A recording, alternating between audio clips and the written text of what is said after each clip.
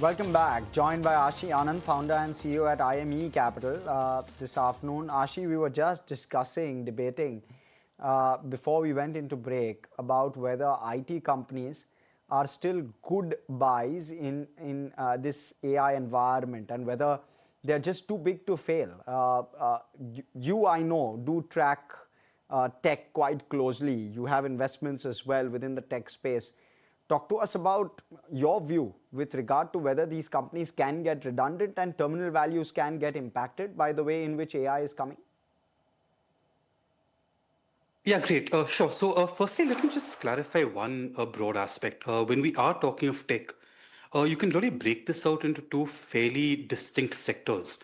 One are these new age digital platforms in kind of India. Now, these are basically beneficiaries of increasing consumer kind of growth and a migration away from traditional businesses towards new age digital platforms. These will actually be great beneficiaries of AI because you kind of have an ability to better kind of improve operations, better data analysis, etc., etc. So I think the digital platforms are clear AI beneficiaries. I am assuming what you are talking about are the traditional IT services. Right now, this is where there is a lot of noise and a lot of kind of volatility in the markets related to kind of what is the impact of AI going to be on traditional IT services companies. Now, actually, out here, I think our view is a bit different from that of the markets. The deflationary impact on revenues that a lot of people are talking about, that is likely to be real. What AI basically is going to allow for is for IT services companies to be able to execute the same size of projects with potentially substantially lower manpower because your manpower is that much more efficient. Now, what happens is these cost savings are very likely need to be passed on to the client. But what happens is that the absolute level of profitability is likely to be maintained. So our view is that yes, it will have a deflationary revenue impact, but you're likely to see a considerable increase in margins. And therefore, the kind of net overall impact on profitability is unlikely to be very significant in the short to the medium term. I think if you're looking at this over the longer term, our view is that uh, as kind of the entire world becomes more and more digital, more and more tech focused, enterprise spends on information technology are only likely to increase and expand further. What you are going to see is a larger volume of work, and therefore, you kind of have, like, if you look at the traditional Infosys, TCSs, etc., the biggest barrier to growth at some level was the fact that they did not have enough manpower. AI will help make this manpower more kind of productive. I don't think the need to have large IT firms actually going out and creating enterprise software for largest businesses overseas. I don't think that business is kind of going anywhere. So a lot of the market reaction that you've seen over the past 7 to 10 days, that seems clearly to be an overreaction. The longer term outlook on IT services continues to be reasonably strong. Yes, there is likely to be a deflationary impact, but I think that should be compensated at some level by an increase in margins. And after the kind of fall, valuations in the space clearly are quite attractive. Interesting. Okay, Ashi, hold on to that thought. Lots more sectors to discuss with you, but we're going to take a very quick break. Come right back for more.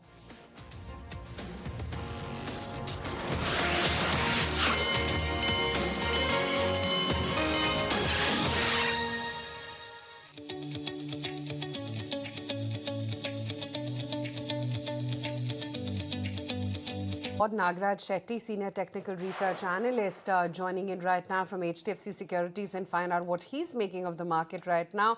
Nagraj, just looking at a few stocks, iShares, SBI, Apollo Hospitals, big breakouts post the numbers. What's the reading now on the charts? Yes, hi, good afternoon. SBI, phenomenal rally, no doubt about that. A recent upside breakout is indicating the whole PSU basket, PSU banking stocks are looking positive, including SBI. I think more upside is likely towards 1250, where the next hurdle is coming for the stock at the higher levels. And Eicher Motor has witnessed a massive breakout recently after moving into a consolidation pattern over the last few months. The overall chart pattern is looking positive with a gap up opening that indicates more upside towards around 8,700 level where the next hurdle could set in. Curious to know, Kunal, TCS in particular, 2.5% cut on that stock price today. Good opportunity to buy, you reckon? Doesn't look like, Harsh, because it's not just the price cut for the stock. The fact that it's come very close towards the, I think, the 4 or 5 year low for TCS from 2021 odd, when the stock was had broken past about the 3,000 levels and then moved on to 4,400, 500 mark. I think the stock has fallen very, very sharply in the last 1 year or so, from December 2024. I think, if I'm not wrong, that was the zone where TCS has made a high. The recent sell-off which has happened for the stock in the last 1.5 odd month indicates that we could be looking at a point where the stock may try and break past below the previous major lows of 2,900, 2,850 thereabouts. The concern for TCS is that there are no major signs of indicators showing signs of a divergence. What happens is, if a stock retests the previous lows, either with a slight higher RSIs or slight better divergence or a bullish divergence across many of the other momentum indicators, then there is a chance to anticipate that maybe the stock is showing signs of bottoming out. In this case, as of now, no divergences are seen for the stock price on the indicators, and that's why I would believe that I would probably just about keep this under a wait and watch and not look to buy this dip as of now. Okay. All right. Now, let me first go across to Ashi. Ashi, what's the take with regard to, I know you track the platform companies very, very closely. We've seen some big moves in some of these names. PB Fintech has fallen from the highs quite sharply, 30-35%. We've seen also moves with regard to a Paytm, with regard to the business fundamentally. We've seen sharp move upwards in terms of Eternal, even a Swiggy for that matter. How do these look at this juncture? Good time to buy? Would you wait? Yeah, sure. So I think we continue to be very bullish on platform companies over the longer term. I think we've multiple times on this channel spoken about how we see it, platform businesses as being the kind of investment opportunity for in the Indian markets over the coming decade. Now, what you are seeing in terms of relative price movements over the shorter term are various kind of company-specific events that have been playing out. So Policybazaar in particular, I think there's been a lot of noise around potential cut in kind of distribution commissions for insurance companies. And there's also kind of a QIP which has been announced for potentially an overseas acquisition, and kind of therefore capital allocation concerns until there's not clarity around what is the actual asset being acquired. I think it's the combination of both of these that is leading to a certain level of pressure on Policybazaar. In Paytm, I think there is a well-known thing, a new news item around the fact that the development incentives around sound boxes that were deployed in smaller towns, those incentives actually being taken away. And that is a reasonable hit on their EBITDA. Now, the management has already clarified that a combination of certain increases in user fees and certain other measures should actually help recoup a decent amount of this hit. Now, this is honestly, it's just a shorter term, near term hit to kind of EBITDA because of particular incentive going away. However, the longer term outlook on Paytm continues to be extremely kind of robust, and we continue to look forward to various forms of monetization of their very large user base as they kind of keep introducing new forms of financial services. Lending clearly is the biggest one now, but there are a lot of other cross-sell opportunities which are out there. Coming to kind of the quick commerce players and the kind of the hyper-local quick commerce players, I think it's interesting. We've seen quite divergent results when it comes to quick commerce between Eternal and Swiggy. Eternal actually kind of broke even on quick commerce on an adjusted EBITDA basis this quarter. I think this was well ahead of expectations, and this compares to an increase in losses for Swiggy. About 900 crores is what they lost in adjusted EBITDA in this particular quarter. A quick commerce continues to be one of the biggest value creators for these businesses.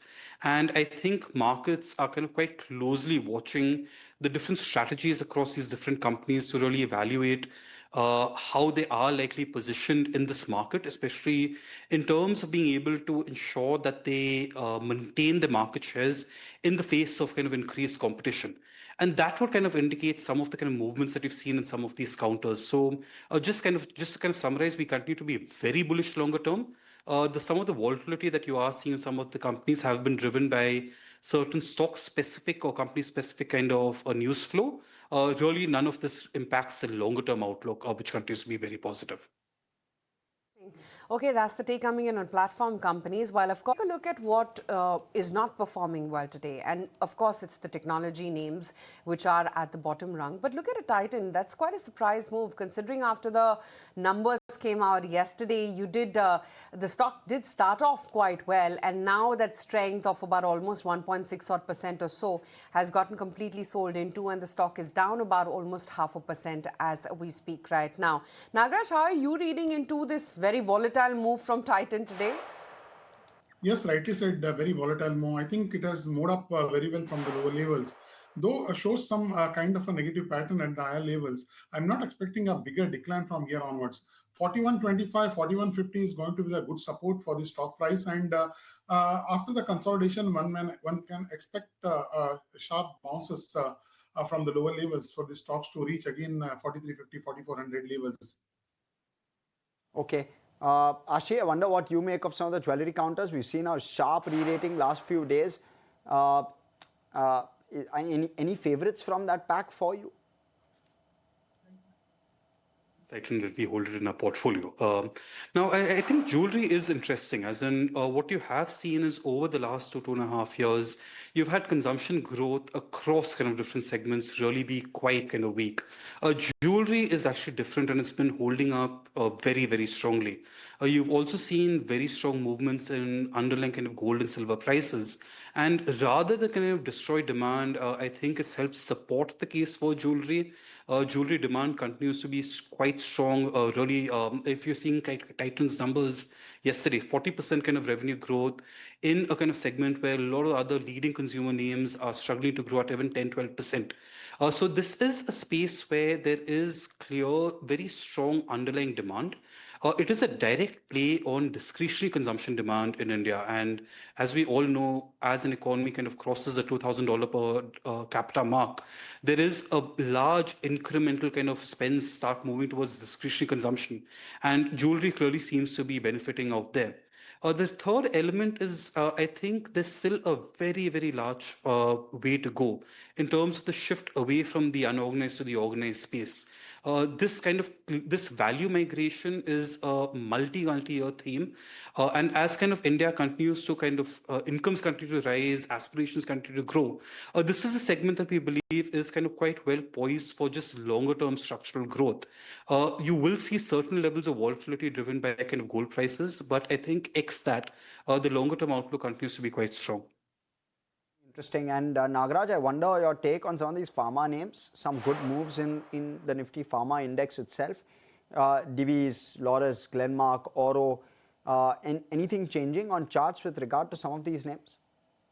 Yeah, rightly, because the pharma has been moving in a range recently, and especially Davis moved out of the range. The 200 EMA has been a resistance for quite a few time, last 2 3 weeks, and it has broken out. I think Aro Pharma, Davis are looking positive, expecting more upside in the near term. Interesting. Kunal, your take with regard to some of these names? Not really. I would probably just about going to wait and watch. Not too much of a breakout, because this could be an individual stock-specific breakout which we are seeing. I think Aurobindo Pharma yesterday the stock was down, if I'm not wrong, 7% or 8%, and from there the stock seems to have recovered very, very marginally after the 7-8% correction. So I think in that context, I would probably believe that this could be just about a bounce-in process for many of the pharma names, unless you start to see signs where most of the pharma stocks, they come back into a synchronized kind of a price up move, which so far is missing. Okay. And what about an Aisha, Nagraj? What's the take there? Aisha Motor has witnessed a sharp breakout recently after moving into a consolidation band of the last 2 3 months. Overall chart pattern is looking positive for the auto sectors, auto ancillaries, and even Aisha as well. From here onwards, I'm expecting some more upside towards around 7,870, 7,900 is going to be the next hurdles to be watched in the near term. Right. Okay, that's the take coming in right now on some of these buzzing names. Just looking at the lag end of the market, while of course there is IT over there as the rank underperformer, There are also some of the private banking names. Look at an Axis, look at an HDFC Bank. I wonder what ICICI Bank is doing. Nothing, not a whole lot, because that also is pretty flat in trade right now. Kunal, we've been mapping the trends for an ICICI Bank and HDFC Bank, and you feel ICICI Bank is better positioned, and Kotak, of course, being the strongest of the large cap private banking names. How long will the underperformance from HDFC Bank last? Yeah, difficult to say that, Aisha, but it looks like that ICICI Bank is trying to come out of a major consolidation. The last 4 or 5 months, many of the indicators have started to show signs of turnaround. Kotak Bank, post the special situation, there was a phase where the stock just about remained sideways. I think 425, 450 was the upper end of the range for Kotak Bank, and on the downside, the stock tested 400 levels. So I think it's still fluctuating within this band of 30 points for Kotak Bank. Axis Bank, somehow I think the stock had done exceptionally well as compared to the rest of the other private sector banking names in the last 3 months or so, where it had recovered from 1100 to almost 1350, 1400 kind of a range. But that stock also, I think the last 1 week has seen a little bit of a struggle. So it looks like that maybe I think this sideways move could probably continue for some more time. For ICICI Bank, I would believe that we are nearing a breakout on the weekly as well as on the monthly chart in terms of indicators. And this could probably be the first signal that the stock is coming out of a major consolidation. If that happens, then I would believe that the stock should be poised for a breakout towards its life highs of 1470, 1475 plus kind of a mark. Okay, interesting. So that's the take coming in with regard to the banks. Ashi, I wonder what your opinion is with regard to the banking sector. How are you playing the financials, or are you staying out of it? No, so we very much are playing the financials. In fact, we find it to be one of the most attractive investment opportunities in the market right now. I think for this year, the three main themes you're looking at are digital platforms, consumer, and the kind of entire financial space. What we really like about financials is the fact that if you just looking at the combination of where valuations are and the growth outlook, these are all companies that have the ability to kind of grow earnings and their books at kind of 15, 18%, kind of very healthy teens and higher and more than teens, closer to the 20% kind of mark, while valuations are still quite kind of supportive. You are also kind of getting out of a fairly extended period of consolidation. Now, the consolidation that you've seen over the last year was driven by very clearly identifiable factors. There was kind of NIM pressures as kind of interest rates had fallen, and you had kind of loans repricing faster than kind of deposits, causing a certain level of NIM pressure. That we believe we are very, very close to bottoming out. And in the case of a number of banks, you already seem to have indications that they have already bottomed out. The other key concern was an increase in NPAs in kind of unsecured. And you saw this kind of 2, 3 quarters back. Again, this is something that you are clearly starting to see signs of stabilization. Now, as the economic growth outlook picks up, you are likely to see credit growth come back. Now, the NIMs are no longer likely to be a drag, and kind of advances, or your asset quality is also kind of seeming to be perfectly fine. You're quite well positioned for a strong earnings recovery, and you're starting on a base where a lot of these banks haven't done too much over the last 6 to 9 months, and valuations also quite attractive. We kind of believe that this could be one of the key outperformers over the coming year. Interesting. Okay, that's the take coming in on some of the Consumption is looking interesting, and we kind of playing it across multiple different elements. We do have exposures in jewelry. We've recently introduced some exposures around auto, and we have a couple of names in FMCG as well. I think what is looking attractive in consumption is the fact that one, it's been quite a stark underperformer over the past few years.